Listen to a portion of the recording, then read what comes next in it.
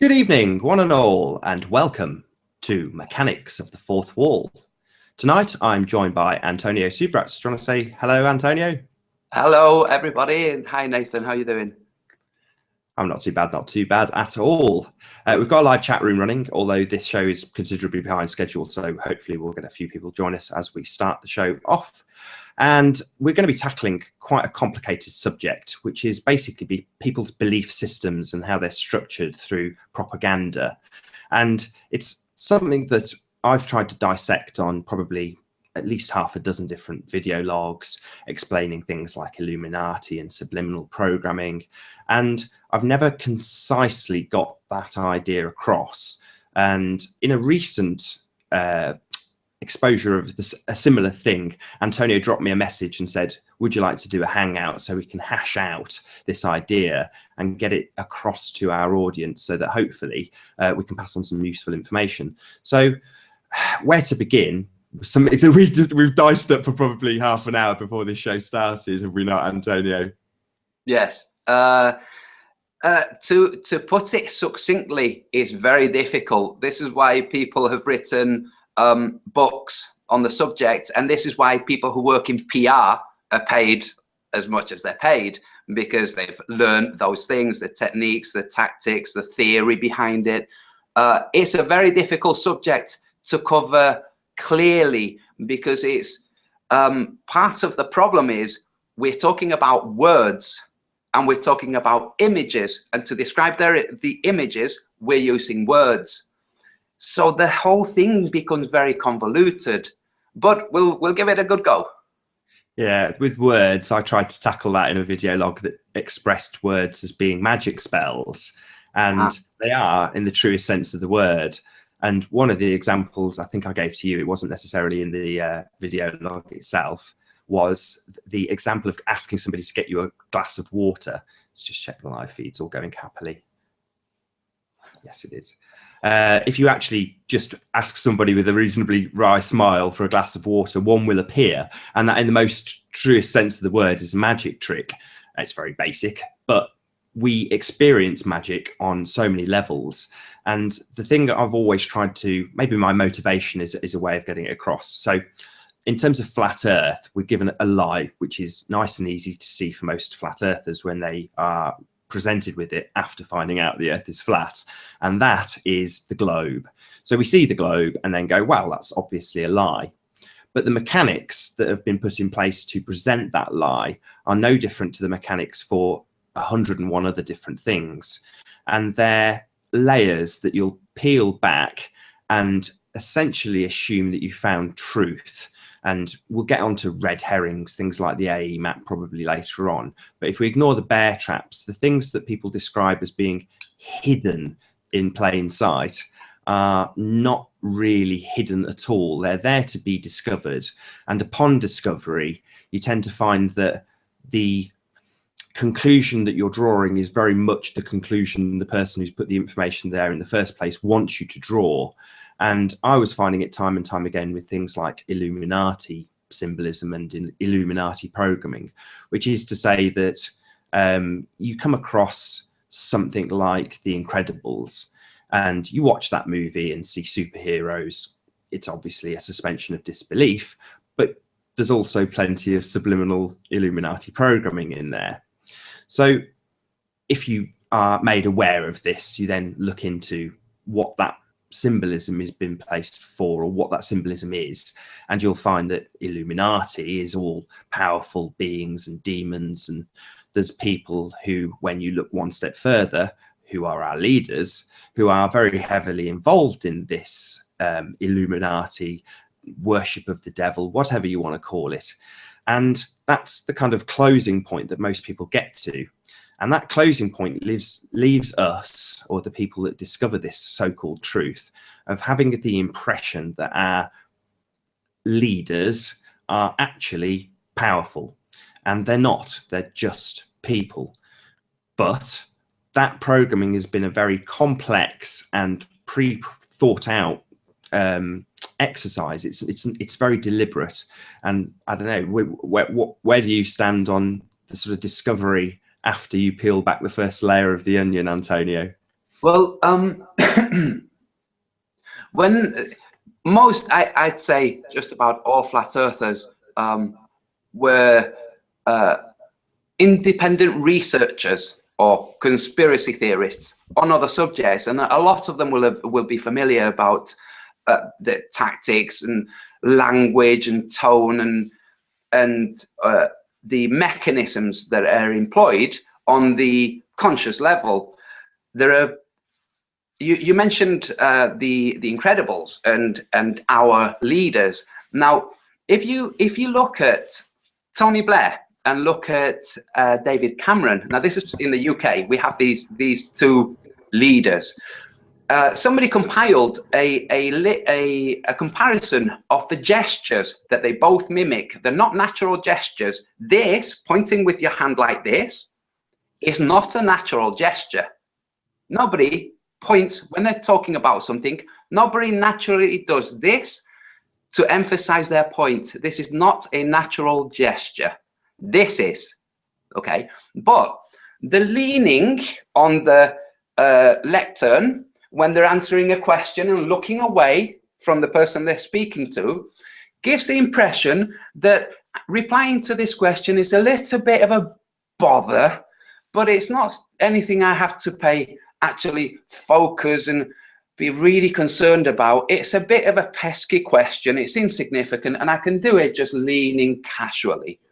That's why these gestures are done. There are gestures, physical gestures, that in the book, the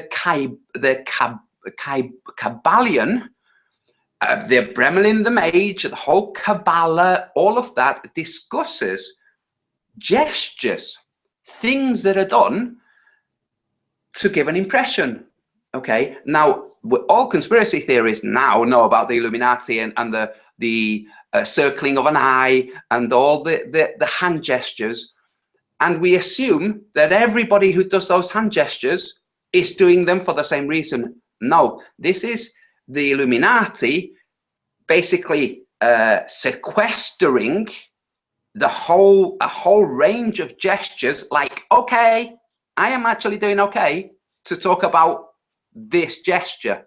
I'm not doing 666, and I'm not hiding 666, and I'm not expressing 666. But the mind of the person viewing it, if they believe that 666 is being expressed with the okay gesture, they will only see the 666. This is because you have you've had the thought that 666 is the devil causing everyone to use it as a premise for people doing that gesture. There are people doing that gesture who have never heard about the whole 666 ring, thumb to index. It's nonsense, but you have your subliminal consciousness prepped through propaganda, like the Baphomet sign and the astronauts. Over to you. Well, this is it. I mean, I like to go back to the preconditioning, because this is something we talked about just before the show. The idea that you're softened up to these things. So if you've watched The Incredibles and you've got no idea of one-eye programming, you're not going to see any of that stuff.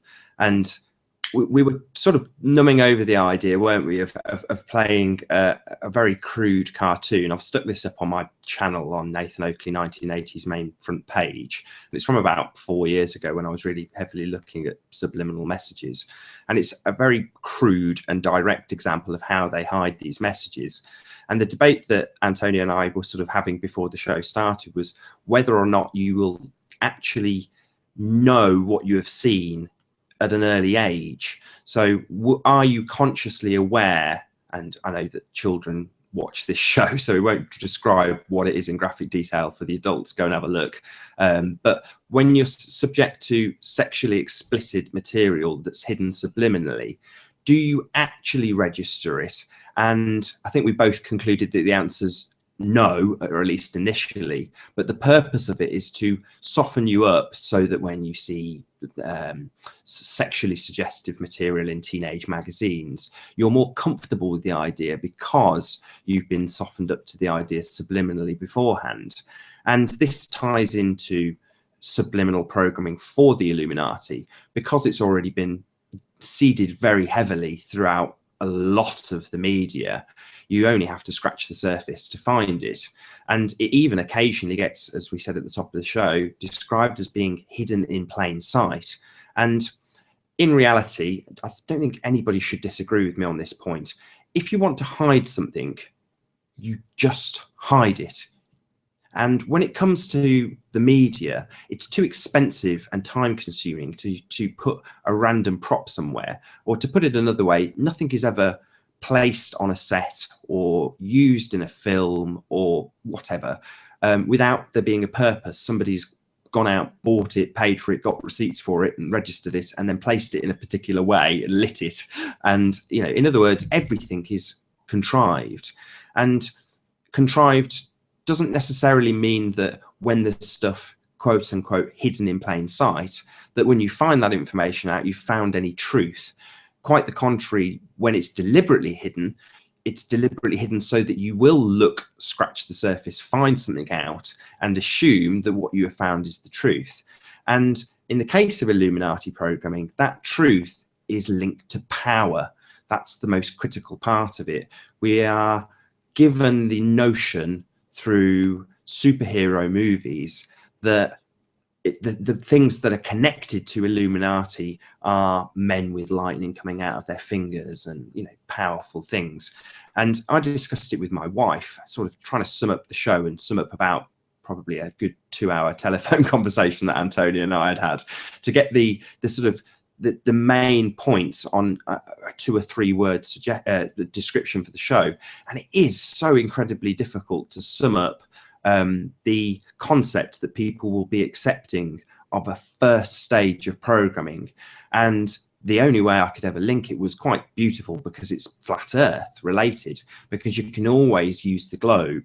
So once you understand how the globe programming works and the mechanisms that are used to present it to us, you can then look at all of the other things that might come into the future, things that they might be softening us up with on other different subjects that we might not yet see. So to all intents and purposes, if we hadn't been exposed to the globe lie, none of us would even register globes on TV. Not one of us would. But it is, ultimately speaking, predictive programming and subliminal messaging on the sort of highest form. So it is so flat earth related because of the globe, making it such a nice example. Wouldn't you agree? Absolutely.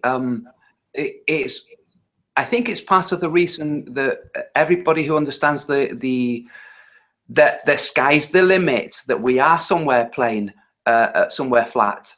I've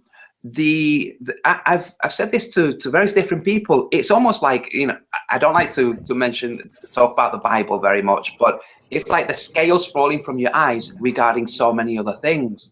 So now, whenever a politician speaks, whatever is trying to be pushed on us, a lot of us see it really transparently. We hear a medical professional talking about a disease, and we just hear this agent for the pharmaceutical companies is trying to push something for profit. That's, you know, we just cut right through the, excuse parents, bullshit. We cut right through it. We see right through it. So with going back to what you said about the power, the gestures that are used by politicians and by other people, by priests. Priests don't sit in a chair with like this telling their stories, and neither do rabbis. They do gestures, they wear garb, they project, and it's all done for effect. So the police, interestingly enough, are trained to recognize gestures and to develop like a callus towards them. So when you have a link of police with the riot shields and the helmets and all of this, and there's all the people that they're looking at, they're trained to see which one is going to be the one who's likeliest to give them the most trouble out of all the people they're looking at. They're not just looking at a mass of people and seeing them just as a throbbing mass. They're looking for markers they've been trained on. So that training is the same as, again, we talked about this just before the show started. PR people training a politician on how to stand and make themselves look more powerful, because again, as much as I don't want to knock people who do hangouts without having them their face visible and they're sharing stuff left, right, and centre, the power of body language and facial expression is massive. And PR people know this. They know how, on a psychological level, you can affect somebody, and they'll train politicians in the same way. And people will then see that as being an act, like these people are putting on a show, which they are. You know, they're standing on a pulpit in the case of the religious people, and in the case of politicians, they're in front of the TV cameras. But they're very much coaxed in the way that they're going to give our information to us. And again, in the conspiracy arena, you can see this as them being, you know, acting, and therefore being scripted, and going back through the connections and seeing that there's a dominant force that's leading these people rather than a bit of PR training. But because it's a conspiratorial thing, they'll let that roll. They'll, you know, it gets plenty of publicity as long as it's not flat Earth related.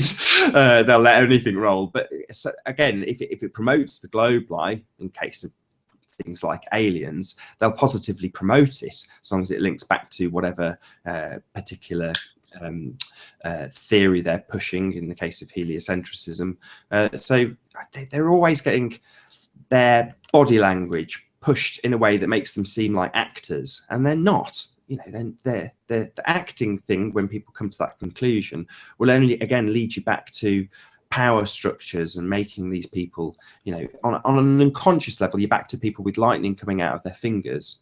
And that's kind of something that I want to break down when people are talking about, you know, the devil worship. You know, I know Russian vids is constantly pushing the idea that these people are worshipping Satan.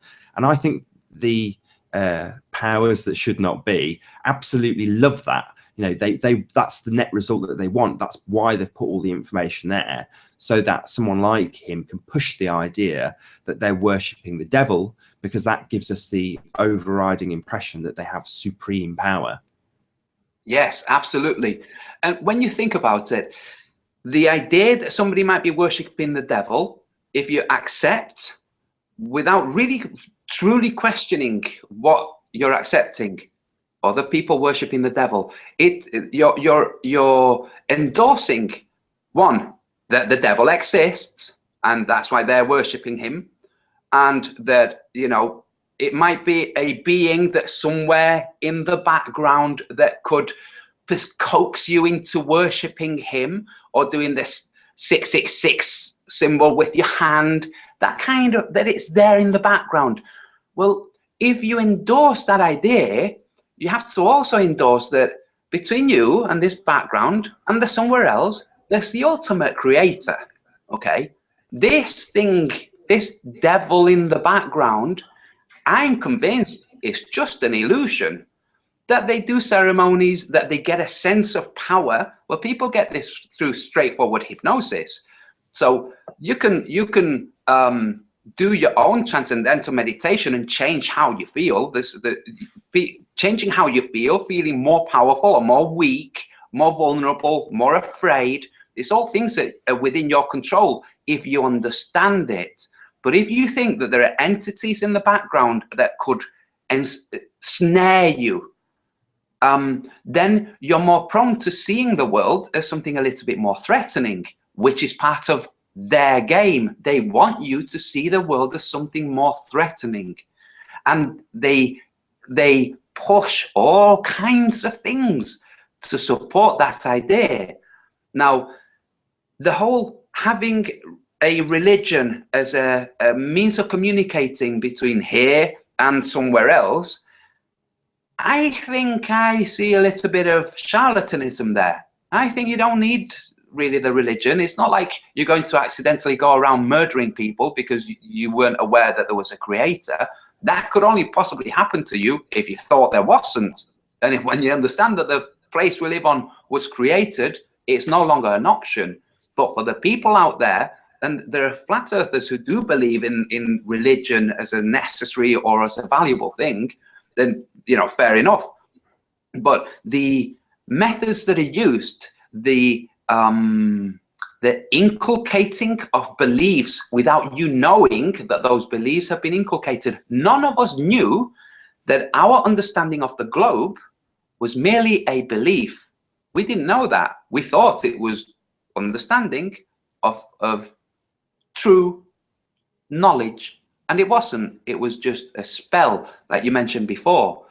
So we have two aspects in the world. The way that the illusion is created is through the physical, through gestures and words, which we can, yes, they have a crossover because they're not actually physical, but they do have a physical impact, like, can I have a glass of water? Those words being spoken out generates a glass of water that arrives at you.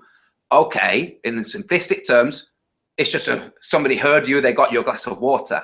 But in a subliminal, regarding the subject we're talking about, it's a great example for showing how you can affect things with just gestures and words. So you can say this, you know, in a language where you don't speak in a world where you don't speak their language, somewhere foreign, and everybody will understand. You're saying that you're hungry, you want food. So gestures relate information. We have gestures relaying all kinds of information, that people are powerful, that people have abilities that we would be lucky to have. They don't have these abilities. This is only something you believe. And this is all on the conscious side of the world, which is the world outside of you. Then there's the unconscious side of the world, the subconscious, which is the subliminal.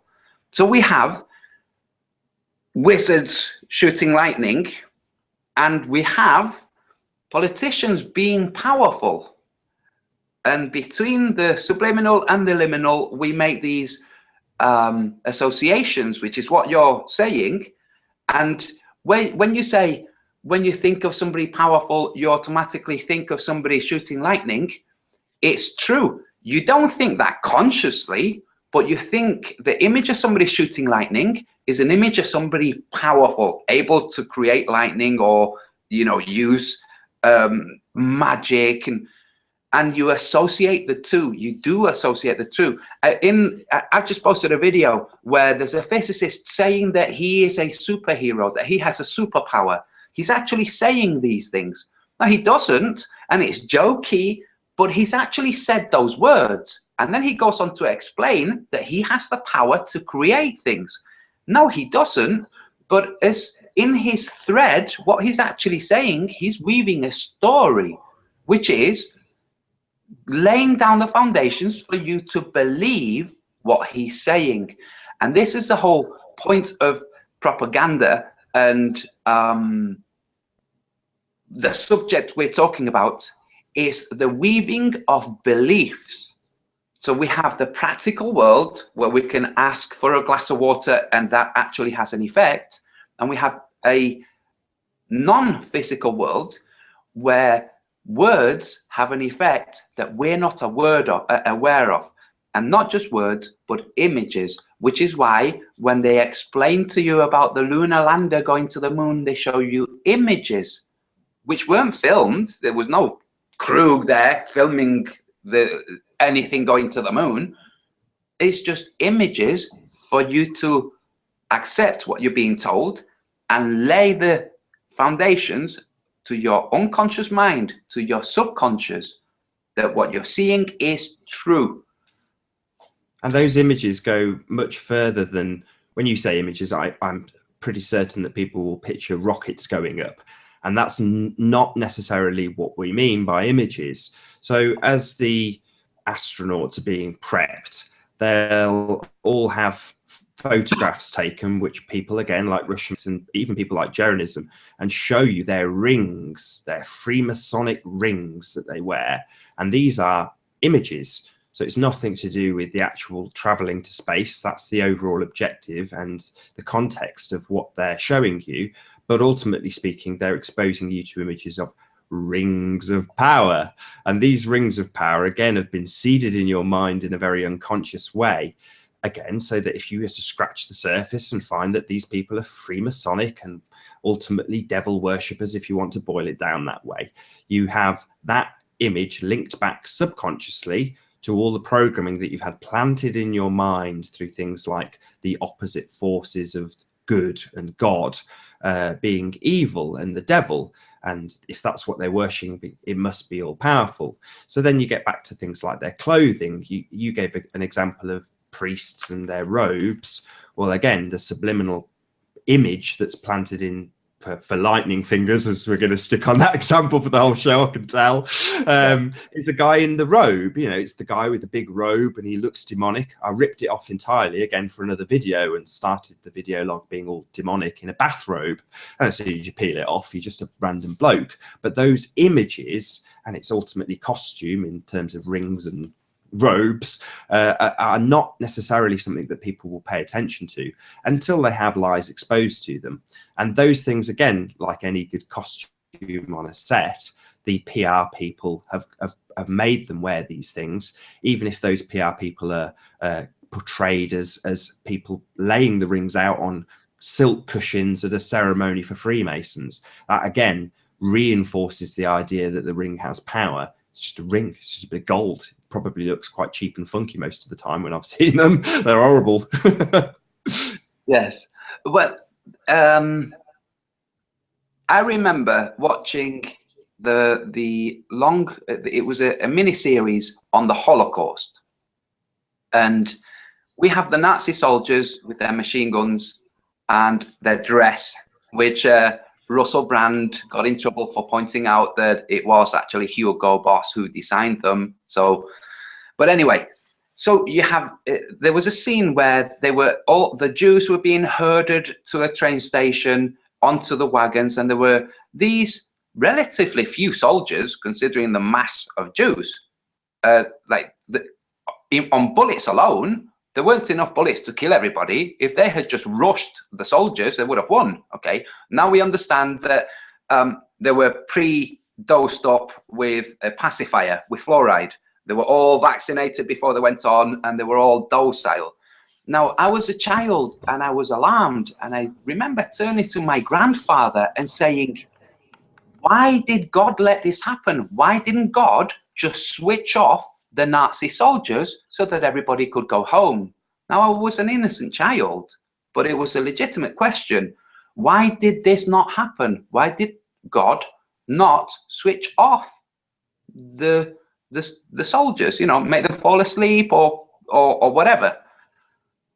The reason I thought that is that my version of the world, my view of the world was like most Christians, that God is a thing that intervenes and can stop the devil. That's not the world we live in. The world we live in, we have a creation and systems happening that we don't understand. We then create an idea of what those systems are, embellish that idea, and then believe that idea. So we believe that God could intercede, that the devil could intercede. We believe these things. The reason we believe these things is that people have created stories and passed them across to us. And we have no evidence. In fact, when we look, we have a preponderance of evidence that that does not happen, that you cannot, how did Jim Morrison put it? You can't petition the Lord with prayer. It's like, well, nobody would ever die if you could, you know? It's what's going on this earth is something we don't fully understand. And when people tell us this is what's going on, we should say, you don't know that. You just saying things. And when they tell us in robes, we should say, you're just trying to make yourself out to be important, which is why you're wearing robes and doing these gestures, so that we don't question what you're saying. And I know it sounds like I'm just talking about religious people, people who push religion, but it isn't. It's also people who push pharmaceuticals, people who push things. Now, when somebody's not pushing something, they don't do these gestures, they don't do these things. But to bring it back to the subliminal and the hiding things in plain sight, think how clever this is. You write in a written form, so that it can be spread, so that people will say, hidden in plain sight. You write this, you put it out there, you then hide things in plain sight. You then say to people, look at these things that are hidden in plain sight. And all of these people didn't see them because it was hidden in plain sight. What you've done is you've said to people, there's going to be things that you can't see because they are in plain sight. The things that are hidden in plain sight, you just will not register them. And you've actually achieved that. You have achieved that. It happens kind of automatically to a lot of people when we see homeless, somebody homeless or who looks homeless, begging on the street. If they're good, we notice them, we get a tug at our heartstrings, and we go and we get them a coffee, or we ask them if they're hungry and we get them a sandwich. But if they're not good, we don't notice them. And the truth is, this isn't to paint everybody with the same brush. A lot of people who are out in the streets begging aren't actually homeless. There are people out in the street begging who are homeless. The vast majority of people who are homeless are embarrassed and ashamed to be homeless. So they spend their times in libraries, away from the rain here in the UK. They try to seem like they're not homeless, and eventually they stop being homeless. The ones that we see begging, who are genuine homeless people begging, are usually people that have mental health problems that cannot pull off being a normal person just sitting in a library. So this is the whole hiding in plain sight, and then telling the world that this phenomenon called hiding in plain sight is part of how this whole propaganda and subliminal works. It's part of it. It's part of the programming. And then they show us. Sorry, go on. Yeah, then they show us. They say, oh yes, look at these people who secretly worship the devil. Look at them taking a picture of themselves doing the Baphomet sign, and somehow this picture was leaked. It's like, no, 1 second. If these guys are secretly worshipping the devil, they would have done that gesture when there were no cameras rolling. They wouldn't do it with cameras rolling and then maybe it could leak. That's not the case. It's done to give us the impression that they worship the devil, which then gives the impression that the devil is something real. Yeah, so to boil down exactly what you're talking about there. So we're talking about astronauts on the ISS, some of them suited up and some of them not suited up. They're all floating away as they do, but they're all doing, is it that sort of thing? They're all putting it into their hands in a circle doing that. And this is something that's highlighted by people. Look at them. Look, these people worship the devil, and worshipping the devil creates an idea of death, which is back to Freud and manipulation of our fear of death. So at a very primeval level, we want to reproduce, we want to have sex, and we want to stay away from things that kill us. And that is exploited with things like the convincing people that people are worshipping evil powers. That very much gives you a sense of foreboding when you scratch the surface to find this out. Suddenly you've got a fear of death, and the fact that these people, I say the fact, the idea, the belief that these people can actually influence you in such a way, either on a paranormal level, if you scratch beneath the next level, or just by the very virtue of the fact that the brain will make those connections to people who are superheroes because of all the Illuminati programming that's genuinely hidden. So this is why the subject is complicated, because the media likes to show us the fact that they can hide things subliminally. They like to tell us about the way they can hide things in audio tracks and backmask, and they like to expose these things again so that we will do them and discover things that lead you back to devil worship, and again it's back to power. All of these things that are quote unquote hidden in plain sight aren't. They're there to lead you back to power structures and power ideas and power concepts, so that when you find out who's put them there, you're back to the pre-programmed emotion, the base level emotion of being scared of something that might kill you. And these people aren't in a position to fire lightning across the internet and take us all out with crazy weapons and just make us all die with some plane that flies across the sky with subsonic frequencies that will make us all die in a heartbeat. It's kind of nonsense. But the conspirators are out there who will tell you that it's true because they've scratched the surface and gone down a rabbit hole that tells you this, can present the information in a very convincing way. They can show you all the steps that have been taken. It's unraveling the long and tedious measures that go into place to put those rabbit holes to be discovered, and the realization at the end that you're only left with a belief. You're left with the belief that these people can influence you and have power over us. And men are just men, women are just women. We all have great power, but it's all equal. You have no greater power than I do. And the powers that should not be, as they're described, have no control over us beyond what is placed in our own imaginations with subliminal messages, propaganda, and preconceived notions and beliefs. Absolutely. And for the only thing, that the easiest way, the thing that has the broadest scope is fear. So if for the masses to be manipulated, as long as it's an undercurrent of fear, so devil, death, pain, suffering, evil government, apocalypse, alien invasion. And when I say apocalypse, I mean the old misnomer of apocalypse, meaning, you know, destruction instead of uncovering or revelation, which is what the word apocalypse actually means. But anyway, this whole, oh, everything could go really, really wrong, the sky could fall, all of these thoughts, they're pushed continuously. You know, it's there all of the time through the media, and it's always the media. And then if you don't watch television, somebody else watches television, you come into contact with them, they tell you, and you're like, what a bunch of nonsense, because it doesn't have the effect on you, because you weren't seeing the swirling symbols in the background, that you weren't under a spell whilst this fear was being pushed on you. So the foundation for the whole of the subliminal world, everything that is taught, that is put in there, that is not justified. So there are things that are justified that we do receive subliminally. There really are things that are totally justified, part of the normal world, you know.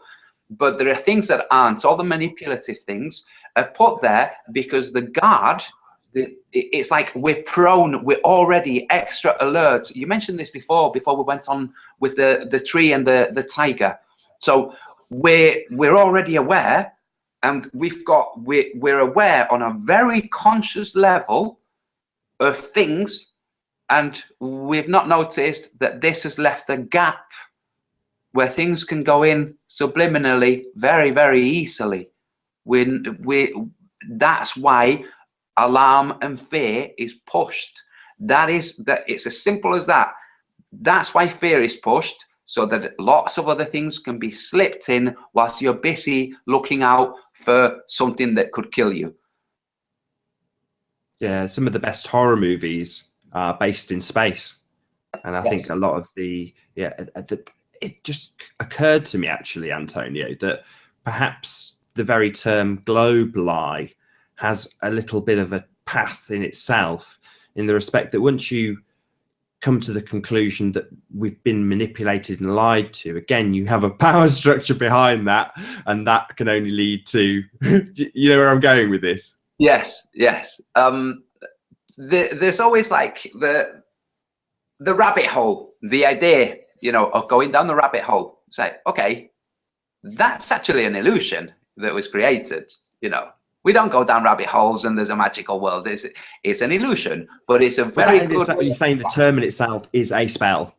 Yes, it is. It's a spell. But a lot of made phrases are there to explain something that would take longer to explain, which is why we're having to hash this out. We should ideally say propagate and propaganda. That's what's being used. There are two ways it's used. There's a physical sense and there's a non-physical sense. There's a conscious way and there's an unconscious way. Thanks. But people will be like, what? Okay, what does that mean? So we have to embellish.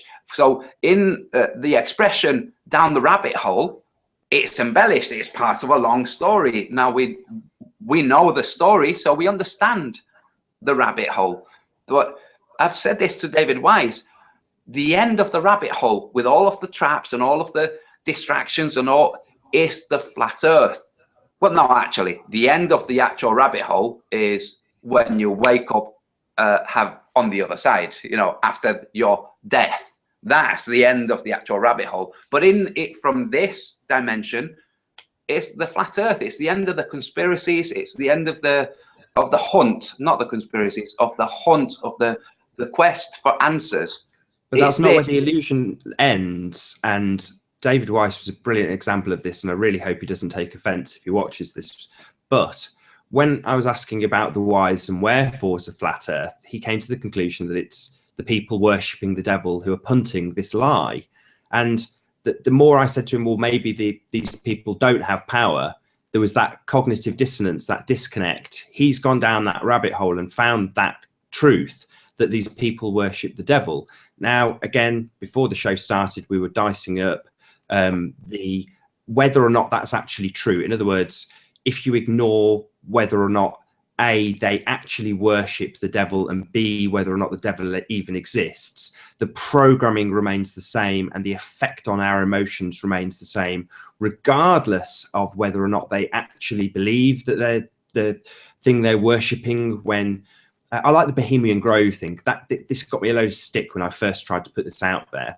So the Bohemian Grove thing is part of that Illuminati programming. You scratch the surface and you find that these people are, through the conspiracy world, we're shown people going to ceremonies and potentially even burning bodies. And that's so powerful an image. But part of the propaganda, again, you're left with the notion that the Illuminati, back to the Incredibles, that these people are therefore superheroes. They're all there. That's a perfect example. They're even in robes, aren't they? Yes, yes. But the whole Bohemian Grove that was exposed by Ron Johnson and Alex Jones. So we can look at it two ways, and both of them are valid. One, we were shown it so that we would think, oh, look at these horrible things that they do and whatnot. But another way of looking at it is thinking, okay, wait a second. This isn't just so that we see it. It's not like, you know, the hidden in plain sight. It's not as simple as that. This is these people, so devil worshippers, and they have woven a world made out of beliefs for themselves. And they do things to prop those beliefs. It's the same with religion, standard religion. Catholics, I'm a former Catholic. When I found out that all churches have a freaking bone of a saint in the foundations under, it's under the altar, isn't it? Yeah, it's like, this is necromancy. What the hell is this? What can you explain that? So, sorry, Antonio. What you've just said has boiled it down, and I understand exactly what you mean, but maybe a lot of people won't understand what that means. It's probably worth a bit of explanation. Oh, okay. So, with the Bohemian Grove, these are people who have woven an illusion for themselves, where in that illusion they have power, and people react as if they have power. So they have that illusion, or what's the word, reinforced by people's reaction. So they believe it, they believe the illusion, and they do things to support that illusion. So like ceremonies and, you know, the whole like eyes wide shut type party and all kinds of stuff. But this illusion, this belief, leaks out onto, well, it's mirrored in other areas where we wouldn't expect it, like with the whole Catholic situation where churches are built on consecrated ground, which means it's extra special ground. The rest of the earth can go to hell, but this area, this is special, right? It's like, what are you doing? All of it is freaking special. But anyway, so this area is special, and this area here where we've put the bone of a saint, which is necromancy, the worship of a dead thing as having a link, a unique link, a vortex, as it were, to the afterlife that somehow allows everything to emanate and have this magical quality to it, okay? This is necromancy. This is the worshipping of the dead, the use of the dead. And with Christianity, we have things that were stolen from the Bacchus religion or the Dionysus religion of eating the flesh and drinking the blood. And it's like, what is this? And it's kind of made palatable through words. Well, the wine is kind of nice and the wafer, and it symbolizes, like, whoa, hold on a second. Is it symbolizing that I'm taking in something that has been transmogrified to mean something else or to represent something else, which is ultimately going to come out into the toilet? What the hell is this? I'd understand it if it was like a cleansing thing, you know, like those muds that you can eat that take away all kinds of parasites, but it isn't, you know. It's like, it's just, when you look into the spells that are woven, you see that they are spells. You carry on looking, you think, this is the crux of the spell. And from this point onward, the spell works. But from this point back, it doesn't, like with the Big Bang. From the Big Bang, everything, yes, great. But go back to the Big Bang, what's before? It doesn't work. So this is very convoluted. I'm aware of this. I can see you looking, thinking, what? So let me just recap. The elites have things that reinforce their superiority. And the things that reinforce their superiority are reinforced by their own circles, with the ceremonies, with the words they use, with the postures, with the furnishings, with the lifestyle, and also supported by people outside of that lifestyle that will go and stand behind cattle grids in paddocks watching celebrities. So they have the things reinforced by normal plebs who will just stand, So their worldview is completely justified to them, because it's obvious to them that they are special, that they are superior. They're not. It's just a spell they have woven amongst themselves. We have other spells that are woven, lots of different spells. Some of those spells are called religions. Some of those spells are called conspiracies. Some of those spells, there are lots of different spells. Now, the word reality is quite an indistinct word. There are various different meanings that it can be considered to have. But real world, truth, the word truth is, it's been dissected a little bit and distorted a little bit. You can have your truth and I can have mine. It's like, no. Truth is one thing. You can have one interpretation of it, but it's not your truth. It's your interpretation. So the weaving of spells that we have the mechanisms through which they're woven. We have the things that are woven and the results of those things. What we don't have is the main reason why they're woven. Is it just woven because they're psychopaths and they like to weave spells and aggrandize themselves? Or are they woven because there really is a devil causing them to be woven? Or are they woven because we were created with free will, and the free will to invent gods and invent spells and invent machines and invent things? We do have that free will. So we've invented the idea that maybe death is the end. Well, no, it can't be, because if there isn't something coming out of nothingness, then there's also not a possibility of somethingness going into nothingness. That's not just, it's not available. It's just not something that's possible. But we may not know the answer to the why behind the lie. I mean, you boiled it down to about 3 different things, one of them being psychopaths. And the point in this particular show is that it doesn't matter. It doesn't matter what the purpose behind it is, when we can spot the mechanisms that are doing it. And now that, okay, I know I keep saying this, it's just repeating it again, but now we've got a nice example with the globe lie, you can actually point out other mechanisms for the next level of programming, the next level of lies, the next deception, because because of the level of it being so contrived, this is only in a very short period of time that I've gone from sort of upping the percentage of how much of the media that we get exposed to is contrived. And even having worked in it to a certain degree and seen it being contrived, you still don't register the fact that it is when you're watching it back on TV. It's not like this. It's not like a conversation.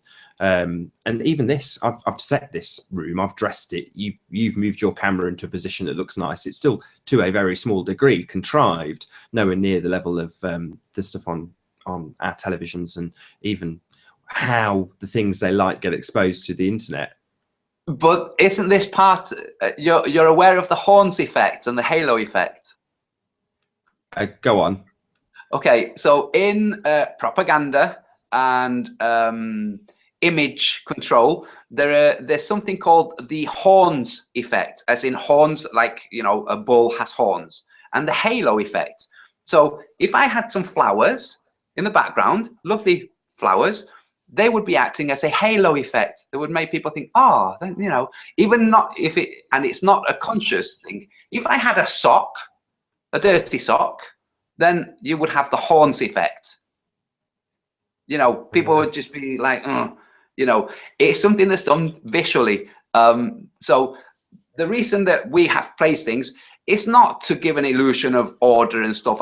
In one of my videos, I show my freaking place. It's chaos here, okay? But we don't want to distract. I haven't had to move things away. I've got a blanket here, you know, that I put over my shoulders sometimes, and I've just moved it out of the way so that people don't sit there thinking, oh, is that a little dog? That's all it is. But there is this thing, like you say, in the media, you have the horns effect and the halo effect, which is why between takes, they come in, they touch up the makeup. They want everything pristine and correct and nice to give an illusion. And that's an illusion of being calm and centered and everything working out fine, when really behind the scenes it's chaos. It's not fine.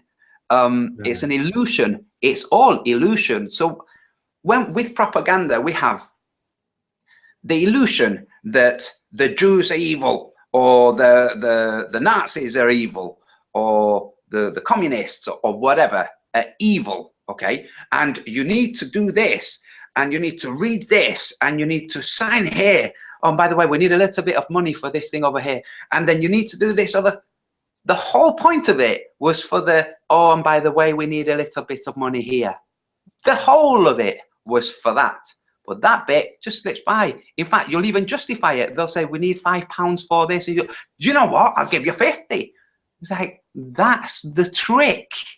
So fear is used in a similar way so that you're vibrating at a frequency where people can just say, oh, by the way, we need £5 for, or we need, you know, it's so that the lie can be used. You know, the whole weaving of the spell is so that the lie can be used. And it's always to benefit the person weaving the spell. Of course. And there's another type of spell. Again, this gets confused and described as being hidden in plain sight when people pick it apart. But when you've got things that are quite like really contrived, and again, this is always going to be the best example, but NASA. So the stuff that we're being presented at NASA is so unbelievably contrived. You know, they've got whole teams of people that they show us at Mission Control that are ultimately just editing together footage. You know, it's a joke when they show you on Simpsons and actually portray it in that way. That's what people think when you say hidden in plain sight, when they make a joke about that sort of thing.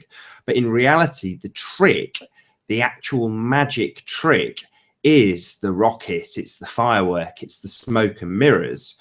And we'll use David Weiss again. He's doing it the most prevalently at the moment. He's doing a really good job of it. But when you expose the smoke and mirrors, when you show people the trick, if your programming is of such a high degree, if you've saturated people, I'm going to use this term, we'll dissect it up afterwards, but if you've brainwashed people with the idea that the globe is true, you've got the best trick in the world, when you can actually expose the magic trick, you can pull back the curtain, you can expose the smoke and mirrors, and people will still try and justify that trick as being real, still believe the nonsense, because the programming is just so deeply rooted that they have that disconnect, that cognitive dissonance, the inability to accept something that's been showed to you, that's been exposed. I'm going off on a slight tangent here, but in the comments section of one of David Weiss's videos, it was, I can't remember if it was the bendy door or the girl with the hair. It was one of them. Just, you know, there's just a stack of terrible NASA footage at the moment that people have pulled to pieces and said, look, this is obviously how they're faking it. And a guy was like, well, and you haven't actually proved they're faking it. You've just shown comparisons to how they could. And you go, so unless I actually have an iPhone in my hand and walk into the studio and catch them red-handed, there is so much cognitive dissonance stacked up that you will never accept it. And that's the beauty when you've got such carefully thought out, long drawn out programming and preconceived notions, leaving people with a belief that's beyond belief. It's accepted as fact. It's no longer a belief. I know this is something that I've kind of robbed off you and run with. Well, no, it's with the proof thing. Okay, so you have the bendy door on the space station, and people will who are clinging to the idea that it's a globe will look up and find, oh no, it's not actually necessary for it to be a rigid door, and they don't stop to really think. Well, obviously, because of the cognitive dissonance, they don't stop and take a break and look again and just relax and take in what's there. The door, when it's shut, it looks very rigid, very sturdy. It's supposed to just be some kind of cover for shielding from heat or from whatever, but they close it, they spend a long time closing it, they're only going to have to open it, and it looks very sturdy. It's supposed to be a thermal insulating thing. It doesn't look like a thermal insulating thing. The supporting evidence for it to being a thermal insulating thing, people say, look, they're supporting evidence. It's like, for God's sake, of course they're supporting evidence. They can't just not support it and not say a word about it. They have to support it. So you show images of astronauts with bubbles flying off to space, and the people who say, oh no, the cover is there for heating, you say, what about the freaking bubbles? They just don't talk about it because the cognitive dissonance has gone too deep.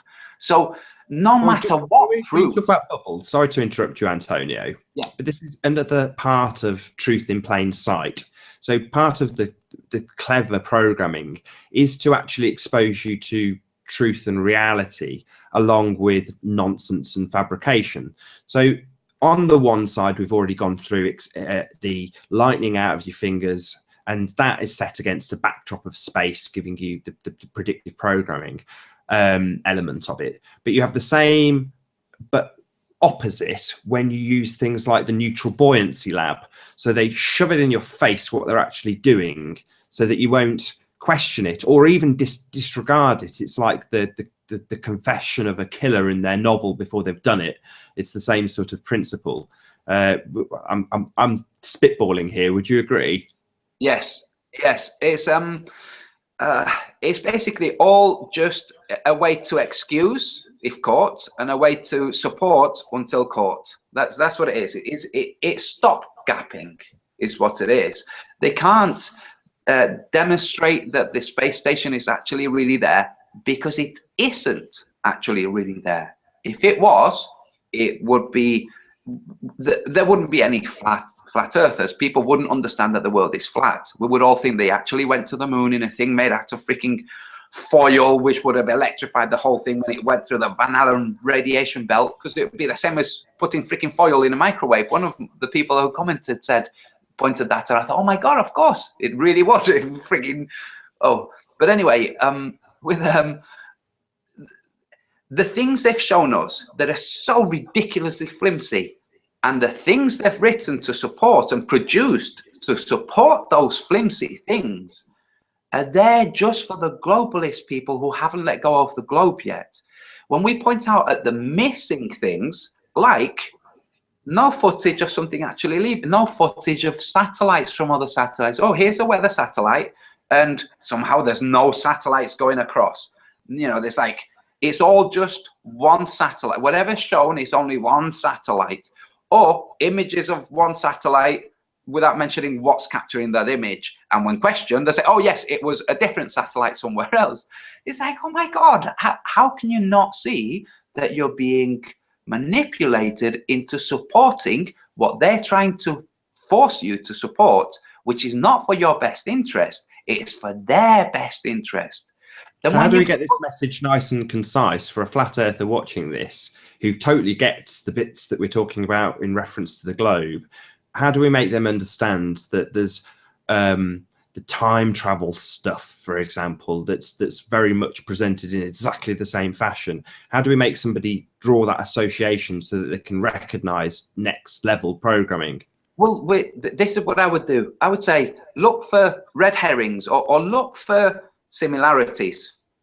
Look at things that are supported in the same way. So you have quantum mechanics supported by theory, and experimental physics, noticing things that are, some of them discussed by quantum mechanics and some not. Some things not understood.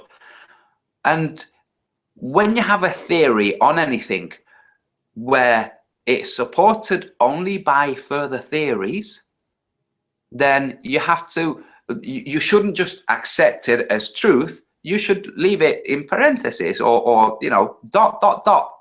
inconclusive, not sure. Now, if you traveled to the future and came back, then you have something that you can say. If a friend of yours came to visit you but was 10 years older and then disappeared, then yes, you can have more supporting evidence. But when something is presented to you in the same way as the globe, and I say this again, and I apologize to all religious people, because I know that most religious people have the reason they're religious is that they have a need to be working on the side of goodness, and that's where religion was planted, so that it can use that desire that people have to be good and manipulate it. It's not necessary. You're good without the religion. But anyway, so you have the systems that are used to prop up beliefs. When those systems you find in other areas, time travel, whatever the other areas are, just don't be desperate to arrive at a conclusion and, you know, sign a document, you know, and be completely convinced that this is true. Just say you don't know, you know, you wait for further developments or whatnot. It's like with the globe, they didn't wait for further developments before they announced the globe. They said, oh, it could be this. There are a couple of things that won't work under this example, but we'll make sure we don't mention those further. We'll mention the things that kind of seem to, but not the things that don't. I'll give you an example. I discussed this with somebody recently. The moon, when the moon is a crescent moon or lit, when it's not a full moon, or when you have the sun and the moon in the sky at the same time, the moon, the angle at which it's lit, is not the corresponding angle to the sun. It's off. So either it's being lit in a circuitous way, or it isn't being lit by the sun. Now, I personally think it's not being lit by the sun. It's just a vague reference towards the sun by the moon. But the moon is an enigma. We don't know anything about the moon, and neither does NASA. So, which is why they claimed that they went there. It's like, there you go. This thing that we couldn't figure out, well, we didn't quite go, but we're going to make out like we did. Here's the footage of us making out like we did. And there you go. It's done. No need for further questions, because if you do further question, you might discover that you're on a flat world. You might discover you don't have any need for religion because your connection is immediate. It's not something you need to confess or use some portal to arrive at. It's part of a self-running system where people can create things in that, whatever they want to create, be it a Tower of Babel, be it an ark, be it whatever. People can create whatever they want. And unfortunately, what some people like to create are illusions. And the mechanisms, the fourth wall mechanics, we're basically discussing, you know, with the analogy of a car, you have the vehicle, and you have the engine, and you have the driver. So there's not just the car and the parts, which is all the conscious level programming, propaganda, images. You also have the non-conscious, well, yeah, bad analogy. You also have the more ethereal driver. Okay, this car's brakes keep going. It's not going because the car is faulty. It's going because the freaking driver drives too fast and cramps on the brakes all the time. You know, so we have this the yang. I'm going to use the analogy of the yin and yang. Okay, we have the physical world, and we have all kinds of things embellished and created and woven into the physical world to support something that is also supported subliminally by us, because of the things that are put in there that we don't notice, which is what subliminal means. You don't notice. We notice things hidden in plain sight as if we were noticing something that was supposed to be hidden. No, that's to make you think you're noticing what's being hidden, so that you won't notice that there are things being hidden that are affecting you. So it's almost like the yin yang. The physical world is the yang, and the quiet, non-physical is the yin. Both of them have an interaction, and both of them create our experience of the world. Now, earlier you mentioned David Weiss, Deep Inside the Rabbit Hole, and you mentioned death.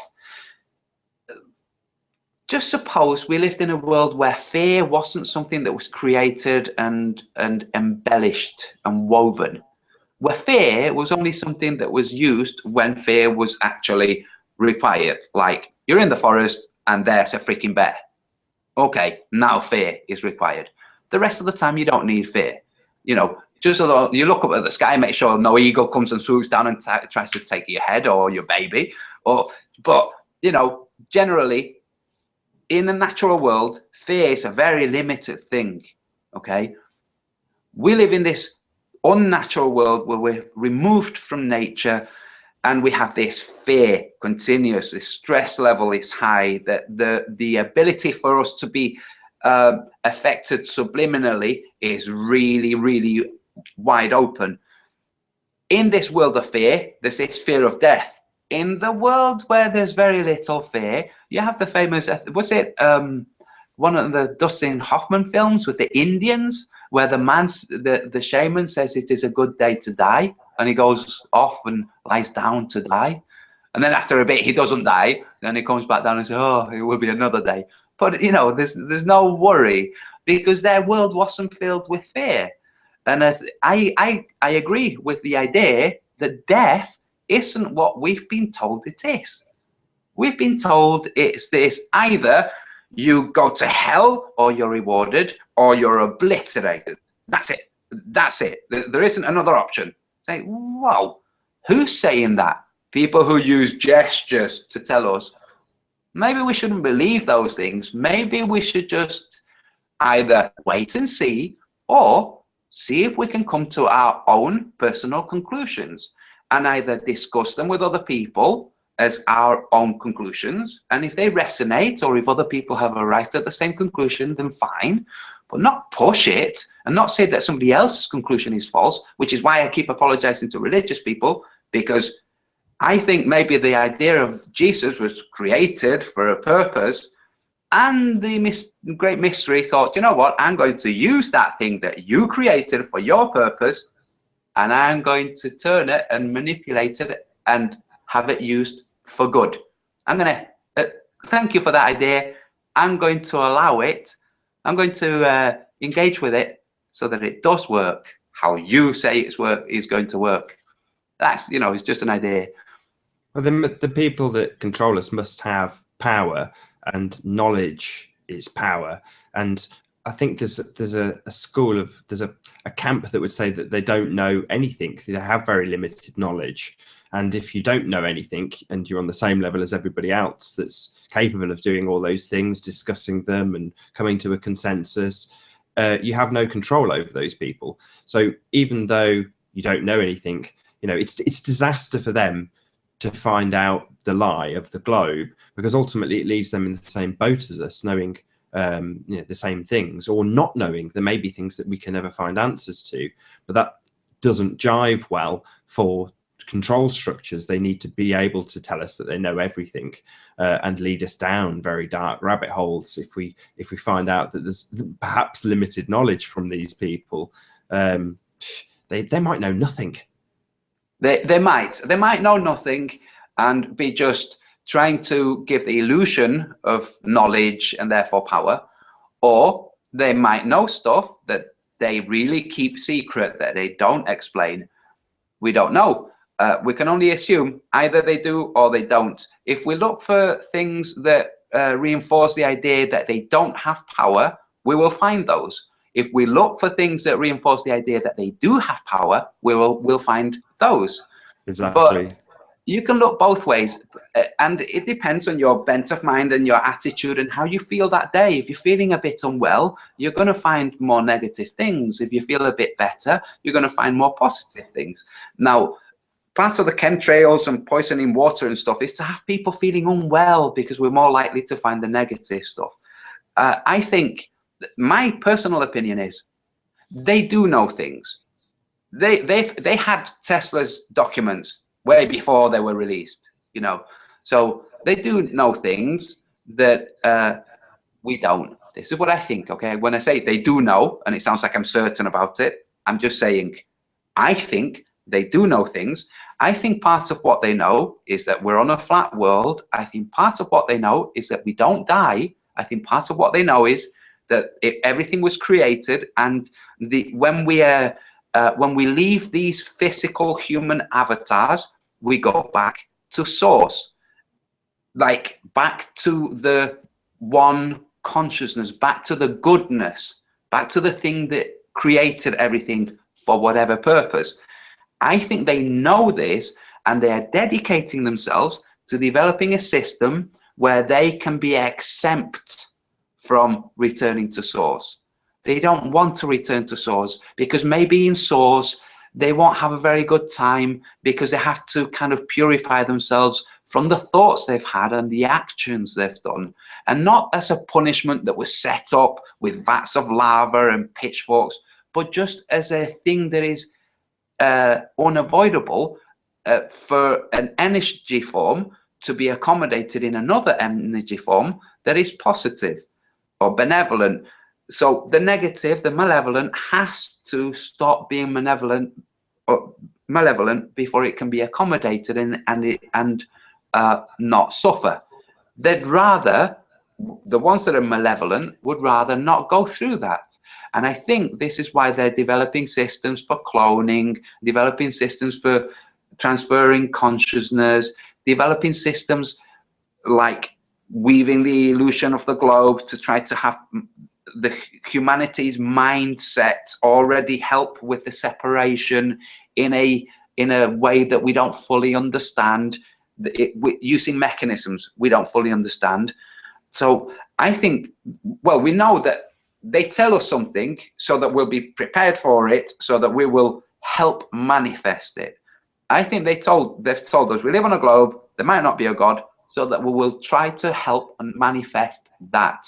It doesn't make it true, it doesn't make it real, but they're hoping, they're going to use every avenue that they have, and we know with the subject we're talking about, every technique, every opportunity, every system, every avenue from the youngest age continuously. So I really think these guys don't want to face the answer at the end. I mean, simply imagine your life has been bliss continuously all of the time. I know this is hypothetical. Nobody actually goes through this kind of life. You have what you want, whenever you want, all of the time. And suddenly you're in a place where you don't. Just simply not having those enjoyments could be seen as a punishment to you.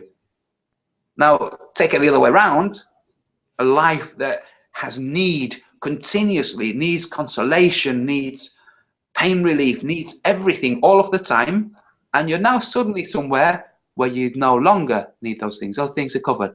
That will seem like a reward, you know? And I think the elites are trying to get to the point where they don't have to get to the point where they are no longer special, no longer supreme, no longer the best in the class, the best in the club, the wealthiest, the one with the biggest. They don't want to be at the point where they're just as relevant and significant as everybody else. They don't want that. They want to be more. And I think they're trying that idea, that exact statement is something that I kind of wanted to round out the show with.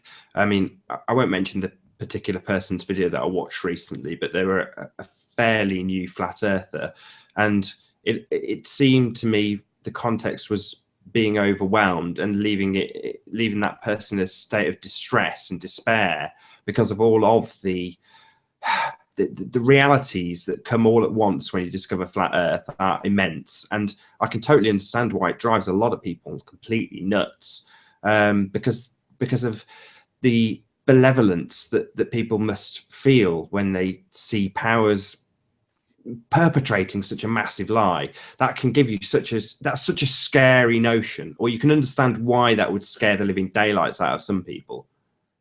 Yes. Now, there's an idea.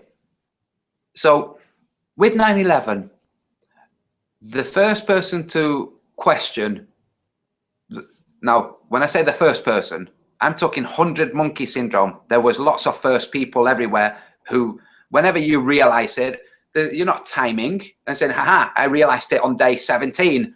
Oh, here's somebody who realized it on day 21. It doesn't matter. So that's not first, okay? When people realized and questioned, and eventually it became a movement of people questioning and saying, hold on a freaking minute, what about building 6? What the hell, you know? The majority of the world hadn't gone through that stage. And when they hear, what about building 7 that collapsed and was announced beforehand, they're like, what are you talking about? No. And there was this rejection.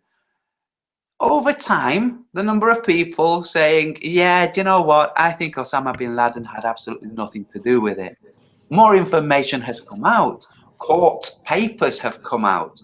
All kinds of things have come out demonstrating that the official story was a fabrication. Now, with the globe Earth, oh, sorry, let me go back. So back in the day when a 9/11 truther is trying to tell somebody else, dude, it doesn't make sense. Look at how fast they're building. So we have this challenge, this confrontation, this need for them to understand so that they will stop endorsing military operations. That's mainly it. Stop endorsing military operations. And very quickly, you'll see, you'll also stop endorsing the taxes that are spent for military operations. And everything will kind of sort itself out in the way that David Pratt would like it to be sorted out. We're not going to sort it out by challenging, by pushing ourselves against the cogs and gears of the system. That's not what's going to sort it out. It's dying its own death naturally. But yes, we can simply help by just not engaging with it. But 9/11 challenging people challenging back. We've all gone through this, I assume, I certainly have, with friends and acquaintances. The same thing. It's like, oh, hold on a second. Eventually, with 9/11, we thought, you know what? I'm not going to talk about it anymore. I've already started to see that the number of people catching on, realizing in their own time, is growing massively. Now, I'm saying to a lot of people who are new, who are thinking, oh my God, I can't believe this. I want people to realize this because the essence of it is so good and healthy that you want to share this with other people. You want other people to understand that there is this connection with the great mystery, that there is. So we've all been trying to engage other people and met resistance. And I'm thinking, do you know what? Yeah, follow your instinct. Do what it feels instinctive to you. But to some people, the instinct is going to be, after you've had all those challenges, to say, do you know what, guys? And this goes to some friends of mine. Don't look into it further. Don't ask me about it. Just let it go. Because I know that, like with 9/11, they will find things when they're ready for them. And that's it. We don't need to push it. We don't need to go blue in the face trying to freaking point stuff out that is so completely obvious, like the lack of curve. Now, this is the thing that globalists, you know, they become vexed. They're even maybe talking about changing the equation, but it's not going to work, because then the world would have to be much greater, which would say that they were talking shit from the beginning. But we don't need to go blue in the face or feel exasperated or desperate or frustrated. We don't need to. It is just already taking form. People are already starting to question. All the new flat earthers that, like you just mentioned, there are people there who've been flat earthers from very much the beginning. There are old people that I'm in contact with that have been flat earthers for a freaking long time, and they've just been sat there patiently waiting and waiting. And they don't make videos, but they're so thankful that we are making videos, you know? I mean, can you imagine being in your 70s, being aware of it since your kind of late teens and just waiting? It must be like bliss to those people. But in terms of the new flat earthers, don't stress, please. Don't see stress in people's challenging you. When they challenge you, just say, I pass, you know, let's talk about something else. Just up to you. Like I said, use your own instinct. Go with whatever you want. If you want loud, heated arguments, then have those. And if you don't, just say, sorry, got to go. You know, or no, we're here to work. We're not here to talk. Let's work. You don't have to give everybody the answers. And this is the other thing. Nobody spoon-fed us. Nobody came and said, open wide, here comes the plane. So when people are asking you stuff, you say, hey, dude, I'm not going to freaking spoon-feed you. Go and find out on your own. I remember seeing an early Math Powerland video where he basically said exactly that. It was about Facebook posts, and someone would come up and immediately demand he justified a certain globe proof, and it was in the days where it was all capitalized, you know, everything was in capital letters, you know, and he'd basically go back to them and say, why should I spoon feed you this information? Go out and do your own research, figure it out for yourself. I don't care what you think. Yeah, brilliant. You know what I've started doing? I mentioned this to Patricia here. Sometimes you get, okay, so this kind of ties in with what we're talking about, which is the effects that the response that people have, which is created by the whole weaving of illusion and nonsense. But there are people who are genuinely annoyed, who are not trolls in a natural troll way. They are freaking annoyed that they're not getting the answers, that they think we are trying to hoodwink them and all of this. And they just persist, continue. And then there are the trolls. They use very crafty techniques, like joining those people's threads and saying, yeah, what about this? And it's like, no, dude, I know that you're a troll because you keep skipping things, you know, that I'm mentioning, you know.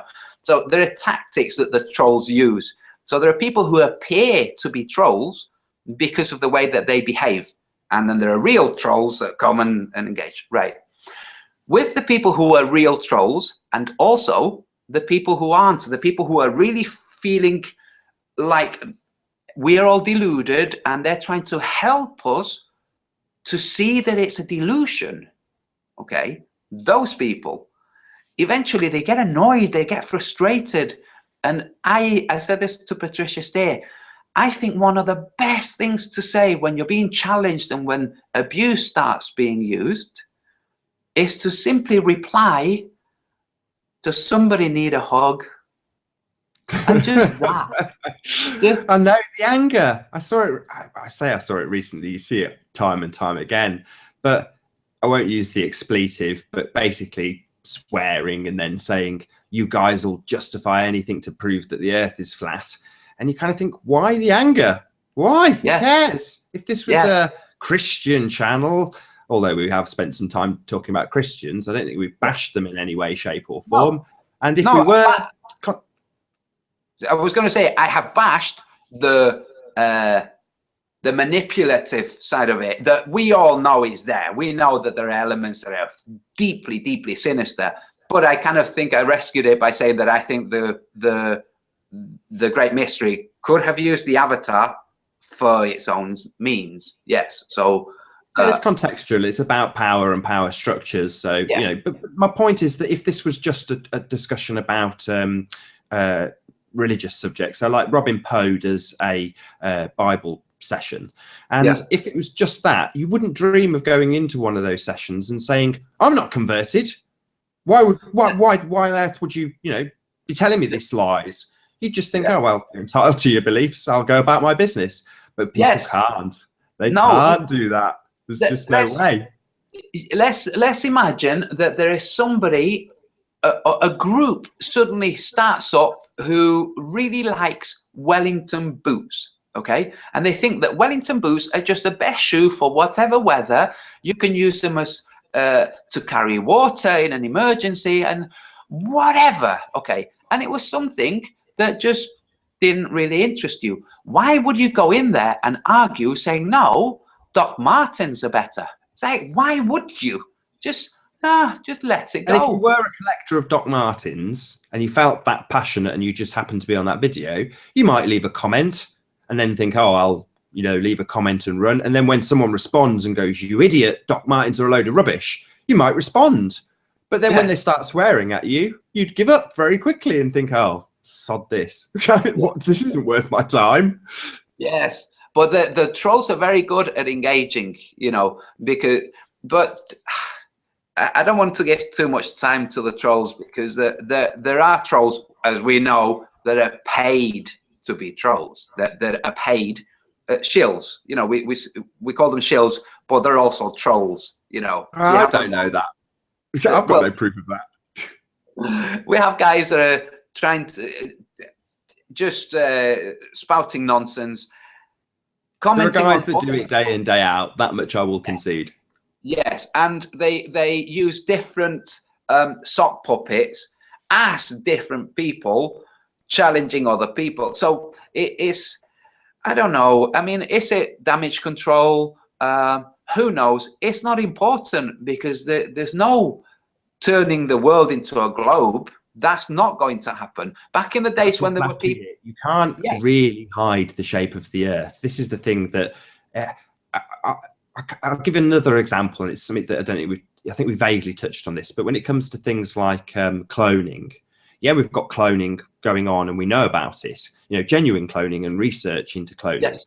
But in terms of the context that people put it in when people are dreaming, and it's all the, Freddy Krueger style avatar, that concept of somebody going into another body when they fall asleep, that has no basis in proof.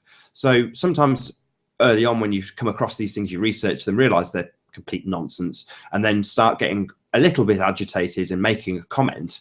You'd make your comment and say, this is rubbish, there's no proof of it at all. But you quickly get bored for that very reason. You get bored because, well, who cares? They're never going to actually prove it, so who cares? But with the earth, that's a totally different ball game. It is flat. There's no way around it. As much as we can be instilled with as many belief systems and power structures to back them up if we find them out, it's still flat. Yes, we have to remember how the globe came to us, and then how the history of the globe came to us. You see, the globe didn't come to us with Copernicus saying, I found this guy Eratosthenes and X, Y, and Z. The globe came by Copernicus developing it for a purpose, passing it on, the church then passing it on, first apparently protesting. I doubt that all priests are evil pedophiles. So there would have been people saying, dude, we can't do this. This is not true. So who knows what politics went on. But eventually, the church, which was in charge of all education in Europe, let's remember that. In the developed world, what we call developed, China was way more developed, and there have been places that have been a lot more developed than we are now, but we call the developed world part of our programming. You know, our nation is the best. Everybody thinks that. It's part of the programming. But the globe was given to us by the church, who was giving education to the world, who was sanctioning wars. You couldn't go to war unless the church said yes. And as we saw with the Second World War, they said, you know what, we're not really sure who's going to win, so we'll be with both. You know, it's like, oh my God. Anyway, then sorry for those who are offended when I say the word God. But by the way, the commandment doesn't say you shall not say the word God. It says you shall not say the name of what you think is the word, God's name. So when people say God, they're not blaspheming. You know, it's saying the name of God that you're not supposed to do. Anyway, so so the globe was given to us by the church, who was basically a recollection of the Roman system. You know, Rome had collapsed, kind of morphed into the church. There's a heck of a lot of psychopathic soldiers around who enjoyed killing, who didn't have a problem with killing. And the popes of the time devised the torture instruments for the Inquisition. And we'd had the Inquisition for 300 or 400 years. Now, we've been flying for just over 100 years, okay? That's flight, 100 years. And this is at a point where things happen very quickly. Now, let's go back to when things happen very slowly, and the church for 300-400 years has been killing heretics. And the heretic wasn't somebody who worshipped some devil or some force of nature. A heretic was somebody who did not believe the church's teachings. It's not, you could believe in the Bible, you could believe in Jesus, but if you didn't believe in the church's teachings, then that's the end of you. So if you didn't believe the church's teachings, you were killed. Later on, you were just punished, incarcerated, expatriated, had everything taken, stripped from you, all kinds of stuff. But that's what the church did when it was introducing the globe. Before it was introducing the globe, it did it for 300 years. Then it carried on for another 4 after it introduced the globe. So the church comes along and says, by divine knowledge, we have discovered that we're on a globe and that God and da da da da da. Who's going to question it? Because I'm stood here in my robes, and next to me are these guys with their swords. And you know that last time I was here, your village lost the most beautiful people and the people that you all thought were the greatest. All of them died screaming, and we were forced to watch it whilst the guy who decided that they should die screaming sat there enjoying it because he was a psychopath. Okay, this is how the globe got to us. Now, since then, the mechanisms have calmed down. But if we think of how, yes, but if we think of how the West has imposed central banking on countries that don't have central banking, it's death that they use. You know, it's pain and death. It's still the same thing they use. So we have to remember this. The globe started off through blood and suffering and screams. That's how the globe was given to us. Eventually people stopped saying, I don't believe it. And hundreds of years later are us saying, do you know what? None of us are getting killed for saying what we're saying, so we're going to say it. It's nonsense. And we are doing. Now, even if every single one of us was murdered in the most hideous way, the society we have today would not just say, oh, right, we'd better not say a word. No, they would cause such a reaction that it would crumble their system much quicker, which is why Mark Sargent, Math Powerland, Eric Dubay, why those people haven't been snuffed out. That's why. Exactly. Okay? The floodgates have already been opened. Yes. And whatever action they take, is only going to backfire on them, and they know it. They do have very intelligent people working for them, and they know different mechanisms to use, ridicule, psyop, just systems to use to try to disturb us, destabilize, or slow down, but it can't stop it. We are what they feared as the X factor in the report from Iron Mountain, that, you know, we can try and cover all bases, but there's always a possibility with computer models. There's always we can have everything worked out perfectly right and everything's going to run completely fine, but we can't cover all bases, like a power cutoff. You know, the power shuts off, the computer dies. You know, what? There are elements, the maverick inventor, the maverick mind. They can't expect, they can't predict, they can't put it into the equations, which is why they developed the term X factor. So they could say, this could play a problem here, this could play a problem there. You know, the term X factor, that's what it refers to. Obviously, now we have it as a TV show, just like we have Big Brother as a TV show. Big Brother is not to do with the monitoring that goes on in the streets and in your home from your telescreens. Big Brother is to do with the monitoring that you do yourself, that you impose on yourself. That's what Big Brother is about. It's an explanation of the mechanisms that would be pushed so that you endorse the system you don't want to endorse because you fear it. Not because you have to, but because you fear it. So, yeah. I mean, that's a nice way to sum up and probably round out. I know we had a bit of 1982 that we wanted to go through, but I think that might be for another day. Yes. 1984. 1984. Yeah. Yes. I will just say one more thing, though, please, if that's okay. Right now, one of the memes that we have, so the word meme, okay, it means it's like cliche, okay, or really easy to digest idea, okay? That's a meme. So Muslim terrorist, that's a meme. Say, hold on a second. The first terrorists were not Muslims, okay? But now we have this association, okay? Just like conspiracy theorists. These memes, currently there's a meme which is kind of linked, it links back to Zeitgeist, the movie.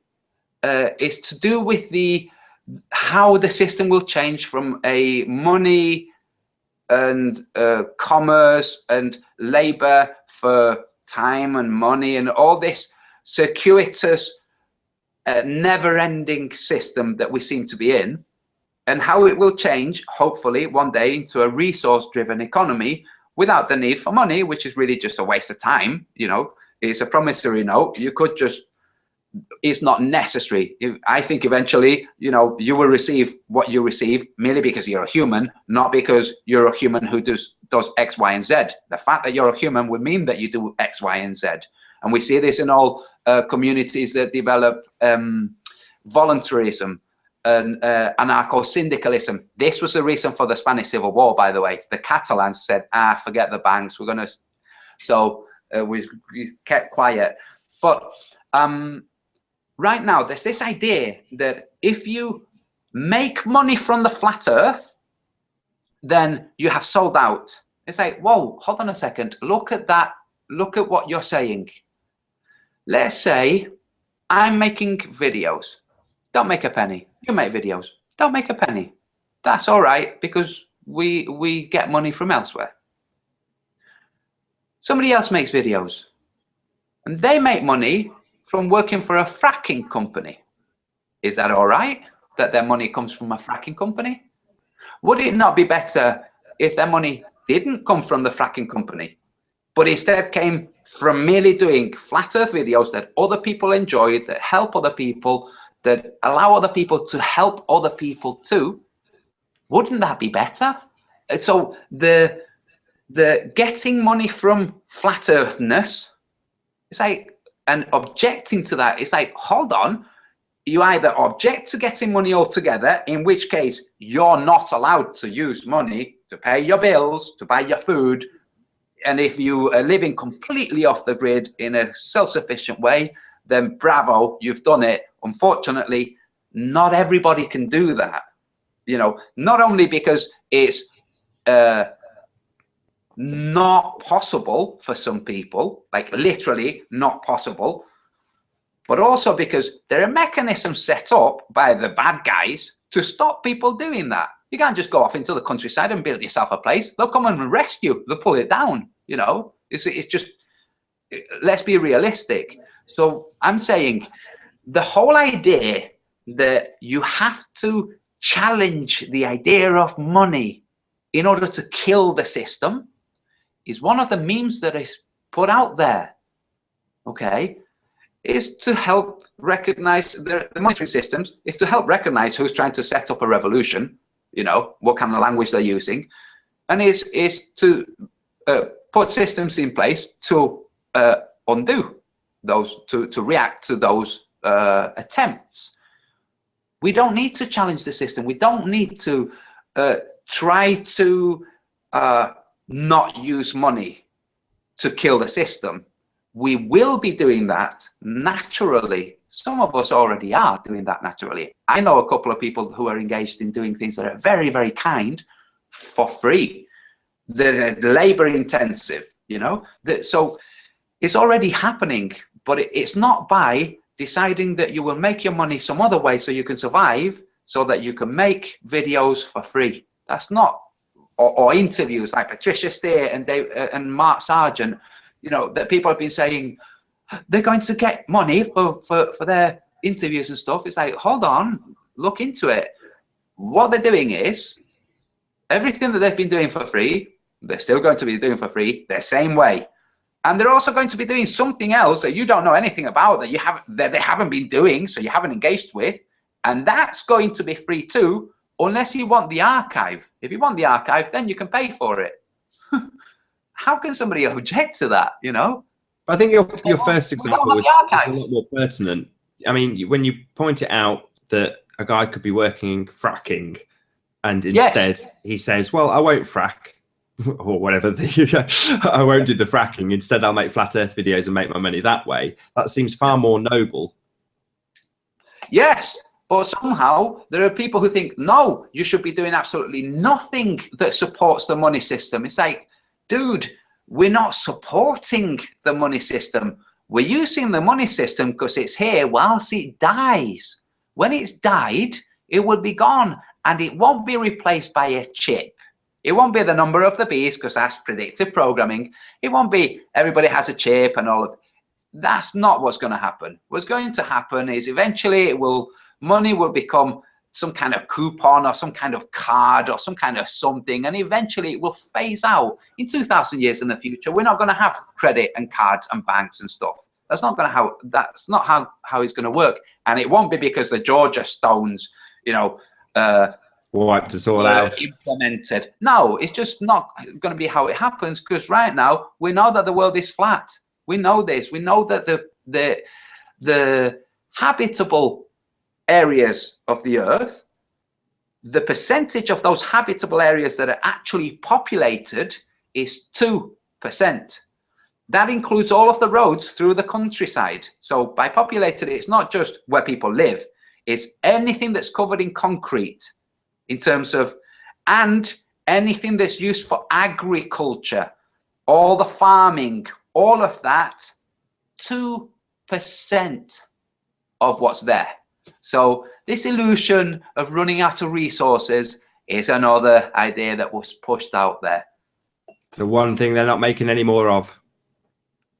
Mm-hmm.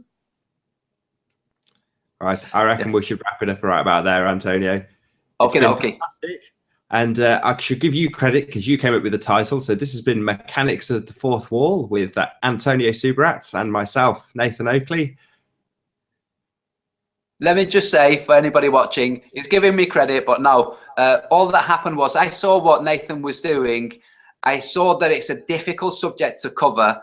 So I said to him, look, let's get together and let's see if between you, let's see if I can't help you to cover the bases that require covering. I'm not convinced that we have covered all of them because it's a never-ending subject. It's a fascinating subject, but that's all I did. I said to Nathan, dude, I think what you're trying to do is really important. So let me see if I can help. That was all. Right, you've been amazing, because I've struggled to verbalize this, and I think we could do probably another 10 shows just on this topic. But it's nice that it's flowed a little bit into flat Earth, so I'm sure the audience has been reasonably happy. They've been chatting away quite contently, I noticed. So once again, thank you very much for being here, Antonio. It's been wonderful chatting about this subject. I've enjoyed it. Thank you, Nathan. And to all of you who've joined us in the chat, as I say, this has been Mechanics of the Fourth Wall. I've been Nathan Oakley. I'll see you all in the next video.